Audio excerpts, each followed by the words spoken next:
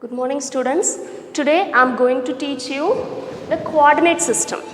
Okay.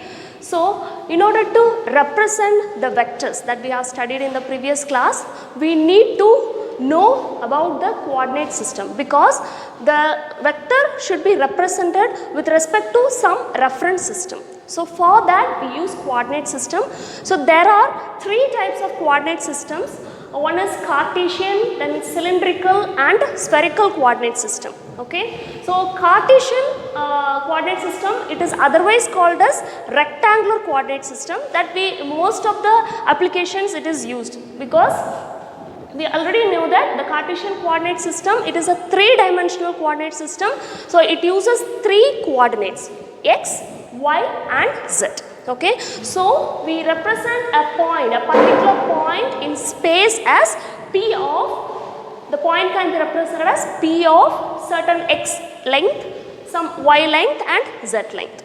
Okay. So the best example that we can relate to the real world is the corner of the room. Okay. So here if you see any corner of the room, take one corner or one edge as a x-axis and the opposite as y-axis and the perpendicular line as z-axis. So this is the very good example of the coordinate system.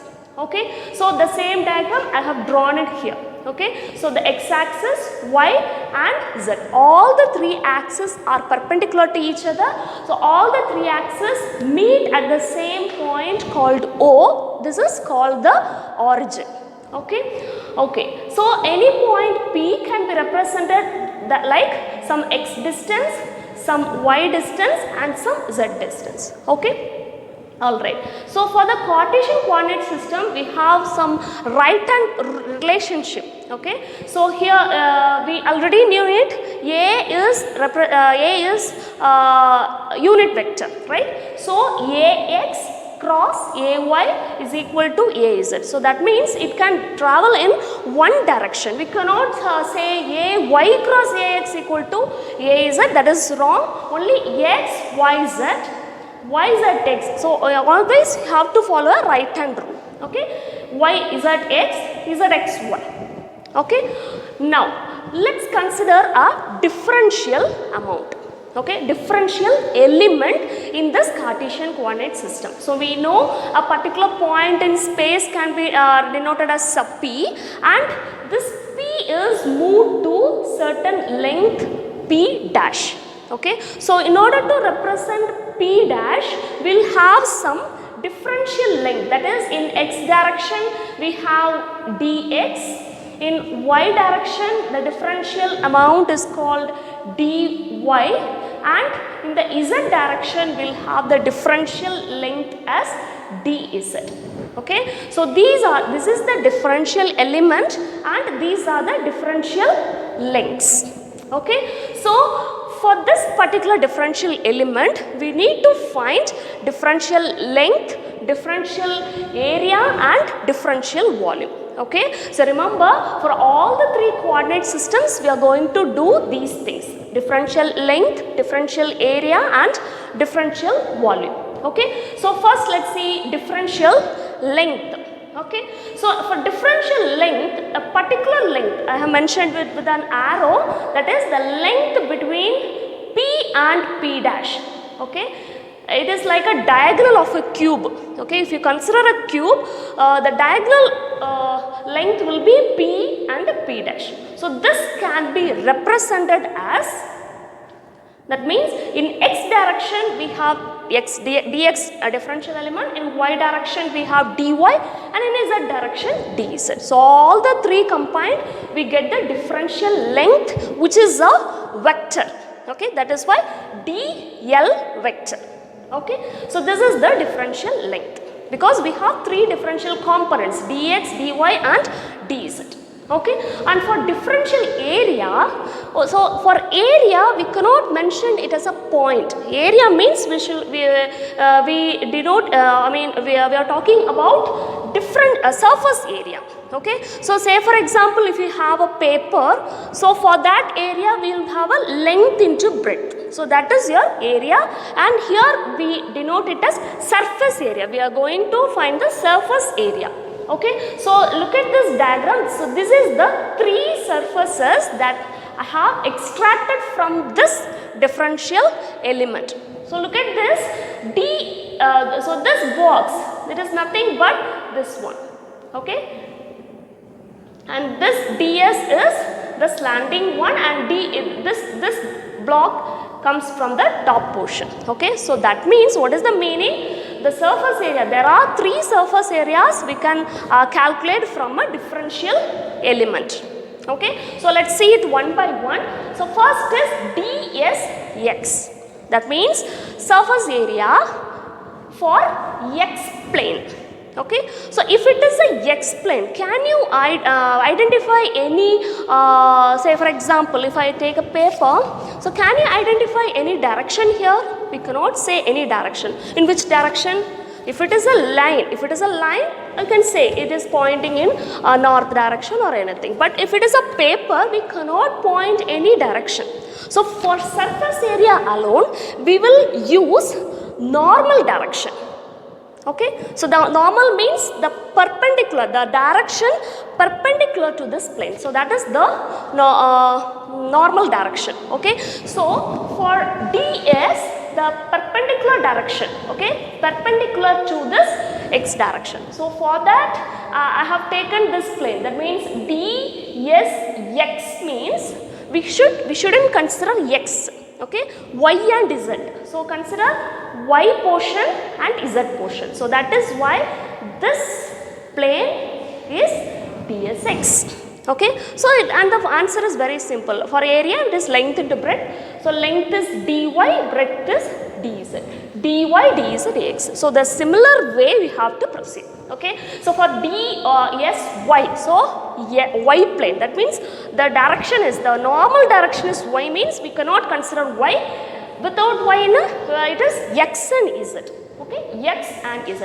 Look at the diagram, it is x and z. So I have considered this plane. Okay, so x, z into ay. Ay means the perpendicular direction. Okay, the same thing, it is ds z. Z means z plane. Z plane, we should skip this z. We have to write the remaining x, y. So x, y means this x and y. That means this plane, either this plane or this plane. Okay, both are same. Okay, so the same diagram I have drawn here also. For d, s, z, we should consider x, y, and the direction is a, z.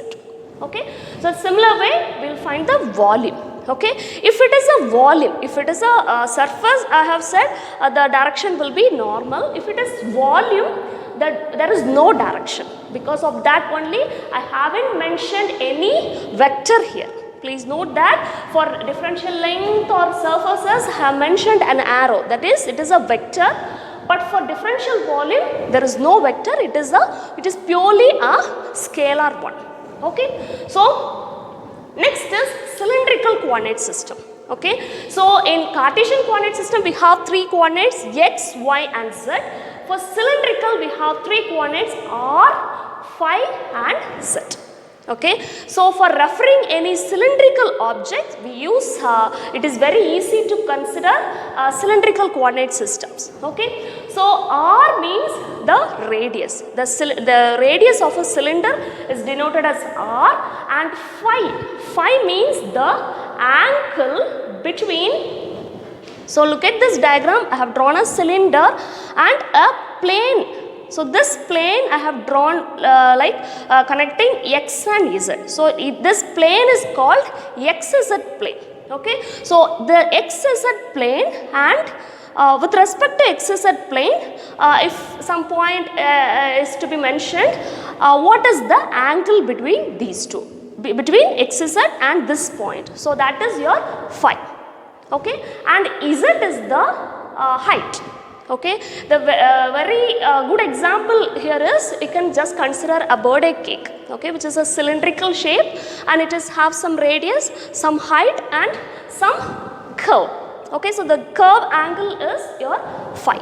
Okay, so here also we have to draw the differential element like Cartesian coordinate. Okay, so just imagine the cake is being cut. Okay, so so this is the cut portion.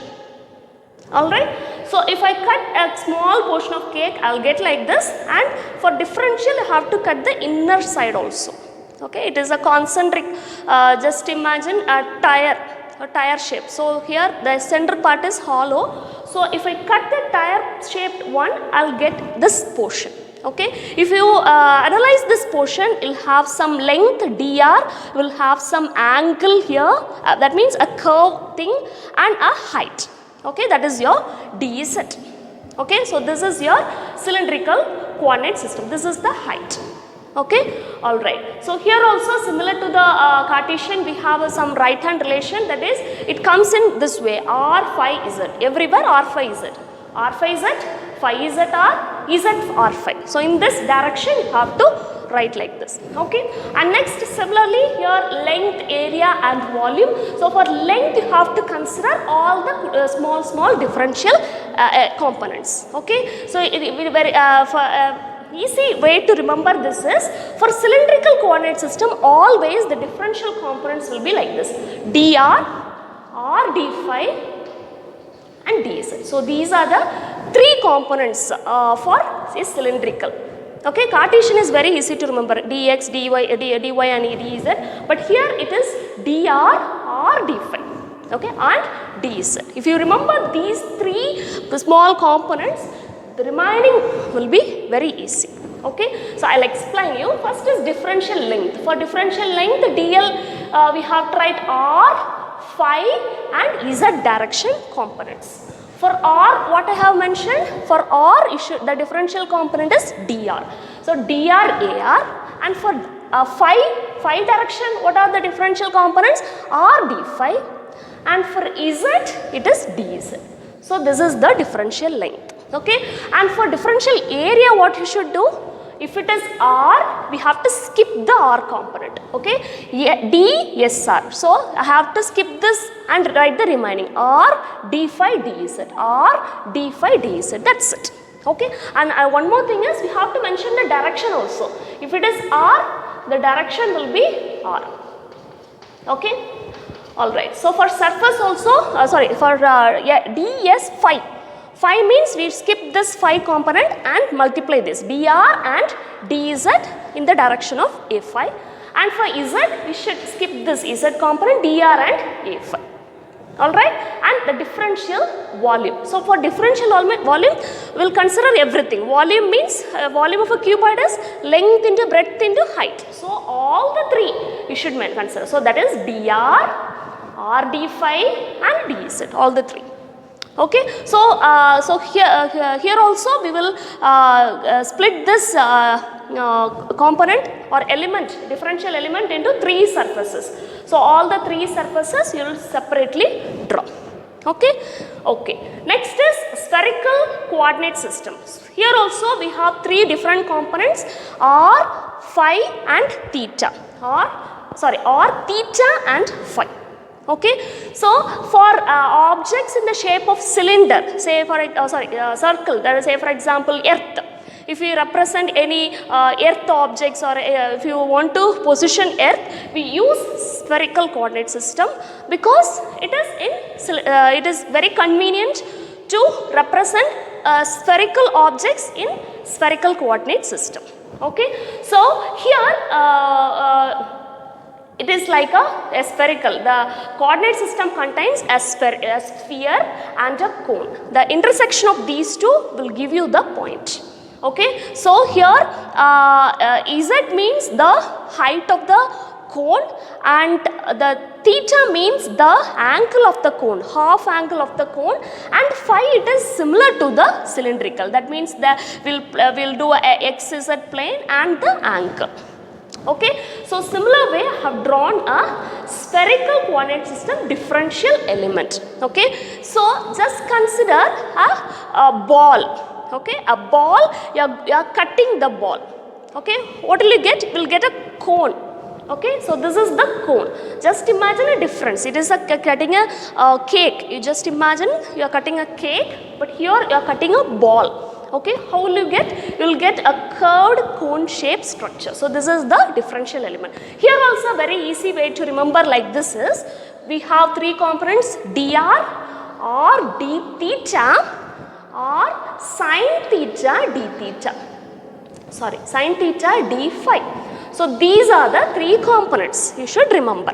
Okay, so just here also we have right hand relation like this, r phi theta or theta phi r phi r theta. In right hand direction you should write this cross product. Okay, and next is differential length. How will you write? In r direction we have dr ar, in phi direction r d phi a phi, in theta direction. In phi direction we have r sine theta d phi a phi. Okay. Okay. Next differential area also for DSR, what should you do? For r we skip the r portion and you multiply this. So r square sine theta d phi, r square sine theta d phi. Here also it is a vector. We have to mention here as ar vector. Okay. So here a theta vector and a phi vector. Okay, for a theta you should skip this and multiply dr with r sine theta dr d phi. Okay, and for d phi you have to skip phi, which is r dr d theta, and for differential volume you will multiply everything, all the three components you will get this. Okay, so this is the diagram that I have extracted from these differential components, the three sides. First one, this portion, the outer portion and the lower portion. Okay, thank you students.